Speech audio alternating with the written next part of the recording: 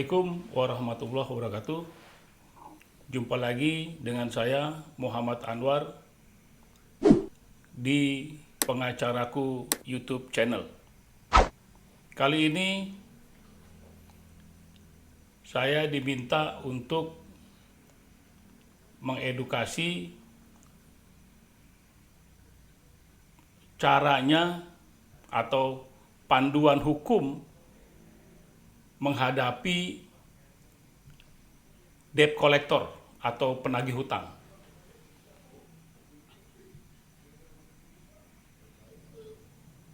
Kita atau masyarakat yang berhutang pada bank, kemudian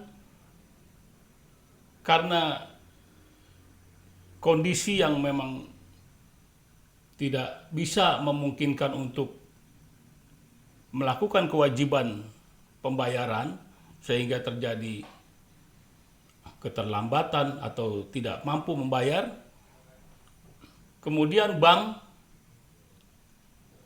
menggunakan jasa penagih atau debt collector untuk menagih kepada kita selaku debitur. Kita tidak bisa melaksanakan itu, tidak melaksanakan kewajiban itu karena kondisi-kondisi yang memang keuangan yang sulit sehingga tidak bisa melaksanakan pembayaran sebagaimana mestinya. Kemudian penagih atau debt collector itu melakukan tentunya pasti dengan tekanan-tekanan. Memang yang terjadi di masyarakat, apabila debt collector sudah datang ke kita, pasti dengan caranya sendiri ya, dengan arogan, dengan cara yang mengancam kadang, ya. Yang menjadi persoalan bagaimana kita menghadapinya, menghadapi debt collector itu dengan secara hukum, ya, tidak melakukan di luar hukum. Ada penagih utang atau debt collector yang mengancam, ya, karena kita tidak bisa melaksanakan kewajiban, mengancam akan melakukan penyitaan terhadap aset kita, ya. Nah, ini yang menjadi beberapa banyak pertanyaan itu, bagaimana kalau penagih melakukan penyitaan kepada aset kita apabila kita tidak bisa melakukan pembayaran atau tidak bisa melunasi.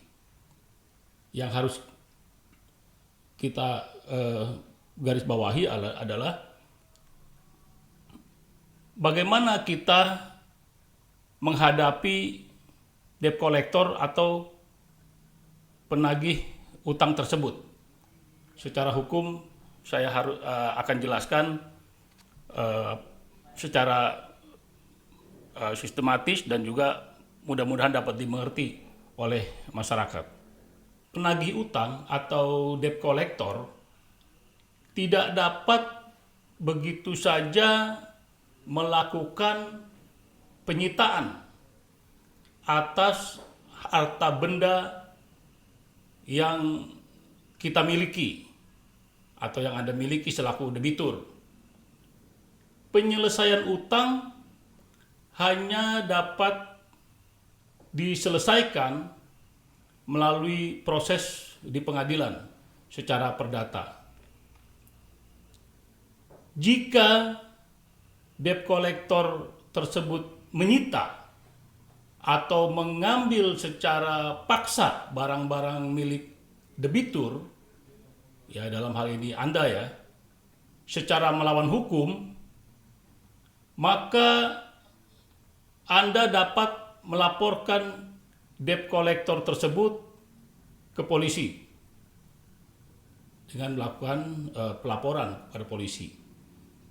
Perbuatan debt collector tersebut dapat dijerat dengan pasal 362 KUHP, ya, Kitab Undang Hukum Pidana tentang pencurian atau jika dilakukan dengan kekerasan atau ancaman kekerasan, maka dijerat dengan pasal 365 ayat 1 KUHP. Terkait dengan utang,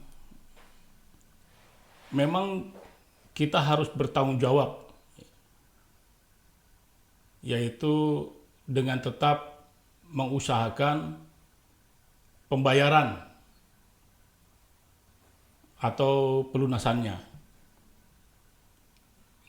Yang kita lakukan sudah melakukan negosiasi, melakukan komunikasi dengan kreditur, memang tidak kita bisa laksanakan. Udah bertemu dengan titik yang memang kita tidak bisa melaksanakan lagi kewajiban. Langkah yang perlu kita ambil, membicarakan dengan pihak kreditur atau pihak bank untuk dilakukan rescheduling atau penjadwalan ulang terhadap pembayaran utang tersebut kepada bank. Debitur yang beritikat baik dapat mendiskusikan kembali dengan pihak bank, ya dalam hal ini diwakili mungkin dengan debt collector misalnya, mengenai pelunasan utang kita tersebut, atau minta waktu lah pada kreditur. Kalau masih memungkinkan untuk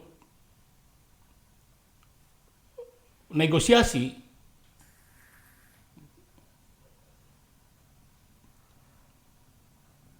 kita lakukan negosiasi semaksimal mungkin. Karena memang debt collector pun mengharapkan untuk bisa selesai di tangan mereka gitu. Debitur yang memang sudah tidak mampu lagi membayar, maka penyelesaian utang hanya dapat diselesaikan melalui proses di pengadilan. Mengenai debt collector yang mengancam akan melakukan penyitaan, Anda sebaiknya tidak gentar ya dengan ancaman seperti itu. Debt collector yang mendapat kuasa dari kreditur untuk menagih utang tidak boleh menyita paksa barang-barang milik debitur. Pada prinsipnya, penyitaan barang-barang milik debitur yang wan prestasi hanya bisa dilakukan atas dasar putusan pengadilan. Ya. Jadi tidak bisa melakukan sendiri. Jika debt collector tersebut tetap menyita atau mengambil secara paksa barang-barang milik debitur secara melawan hukum, maka Anda dapat melaporkan debt collector tersebut ke pihak kepolisian. Karena perbuatan debt collector tersebut dapat dijerat ya dengan pasal 362 Kitab Undang Hukum Pidana atau KUHP tentang pencurian.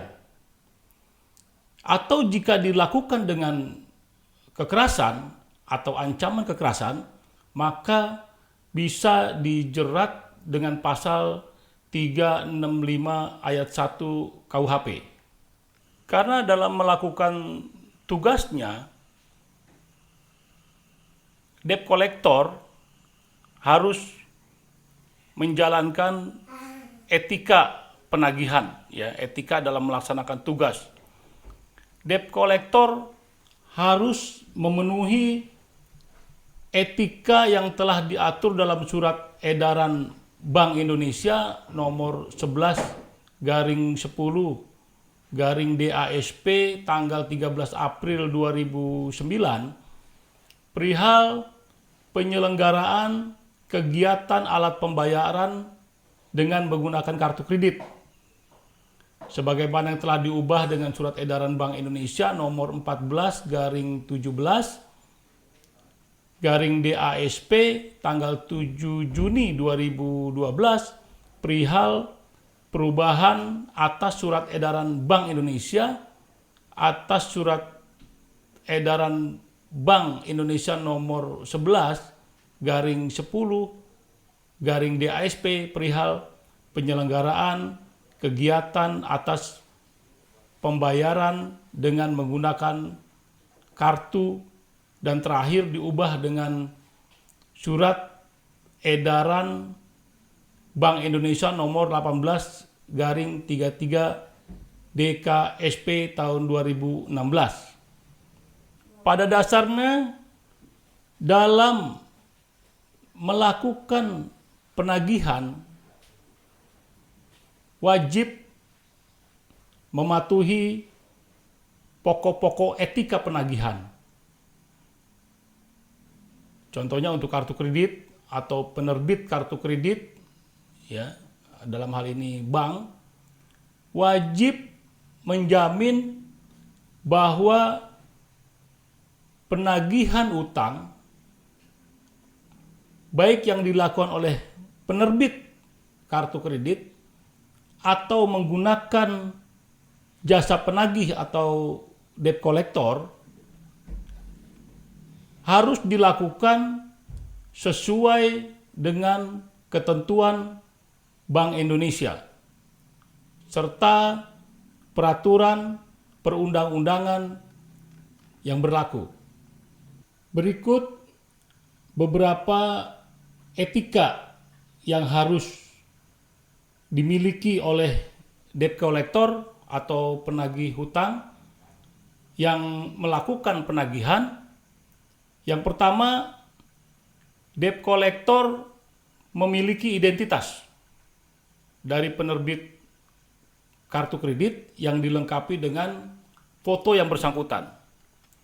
Kemudian yang kedua, penagih tidak dilakukan dengan menggunakan cara ancaman, kekerasan, dan atau tindakan yang bersifat mempermalukan pemegang kartu kredit atau yang berhutang.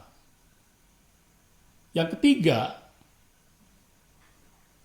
debt collector atau penagih tidak dilakukan dengan menggunakan tekanan secara fisik maupun verbal dengan cara-cara yang kasar. Yang keempat, penagih dilarang dilakukan kepada pihak selain pemegang kartu kredit. Yang kelima, penagih menggunakan sarana komunikasi dilarang dilakukan secara terus-menerus yang bersifat mengganggu. Ya, kadang ada yang mengancam dengan telepon dan terus-menerus tanpa waktu. Ya. Kemudian yang keenam, penagih hanya dapat dilakukan di tempat alamat penagihan atau domisili pemegang kartu kredit atau debitur. Ya, domisili debitur.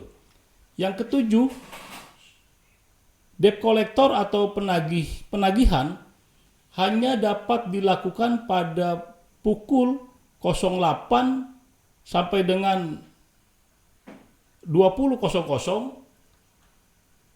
ya, wilayah waktu alamat debitur. Yang berikutnya, yang ke-8,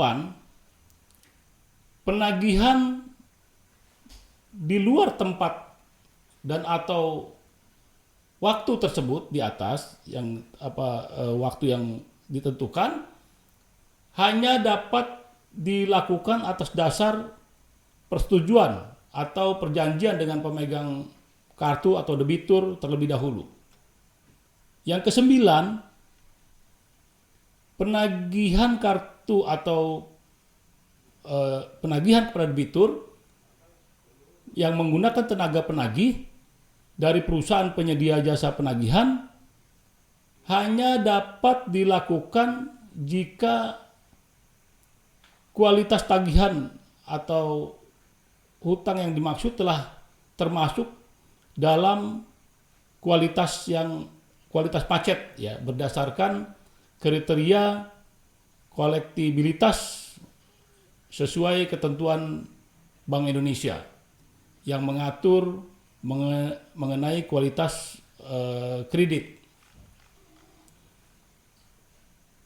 Penerbit kartu atau kreditur yang tidak mematuhi pokok-pokok etika penagihan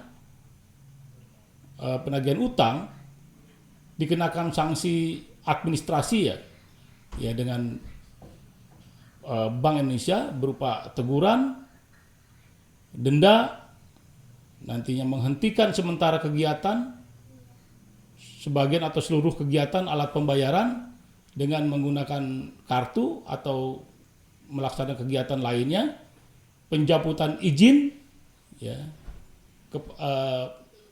penyelenggaraan kegiatan. Sehingga kewajiban kreditur ya, ditekankan juga mengedepankan hubungan yang baik dengan debitur. Demikian pendapat hukum saya ya, cara kita menghadapi debt collector. Tidak usah khawatir, tidak usah takut, lakukan apa yang menjadi tip secara hukum saya untuk bisa dilakukan bagaimana cara menghadapi debt collector itu dengan tenang, dengan baik, dan ajak komunikasi dengan baik sesuai dengan yang saya sarankan di atas. Demikian tip dari saya mengenai panduan menghadapi debt collector. Mudah-mudahan menjadi pencerahan dan pengetahuan untuk masyarakat untuk bisa diketahui bersama. Demikian, billahi taufiq wal hidayah. Wassalamualaikum warahmatullahi wabarakatuh.